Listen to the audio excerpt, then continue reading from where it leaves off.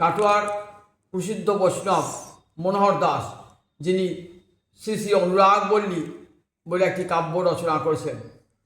এই মনোহর দাস থাকতেন কোথায়? কাটোয়ার সন্নিকট অজয়ের তীরে বেগুনগোলা গ্রামে। এখনও সেখানে একটি জীর্ণ মন্দির রয়েছে। আমি সেই মন্দির একবার গিয়েছি এবং সেখানে ওই বৈশাখ জ্যৈষ্ঠী মাস করে একটা উৎসবও হয়ে থাকে।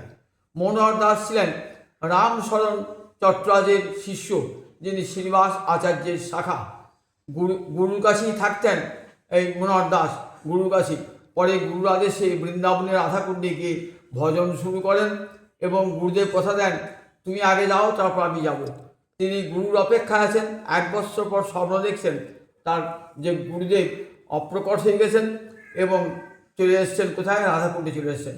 আর গুরুদেবের সঙ্গে তার দেখা হয় নাই। বৃন্দাবনে বসে ভজন করে 1618 শতাব্দে উনি লিখলেন অনুরাগ বল্লী।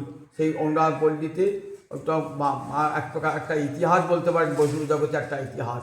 সেই মনোহর দাসের চরণে কোটি কোটি প্রণাম জানাই।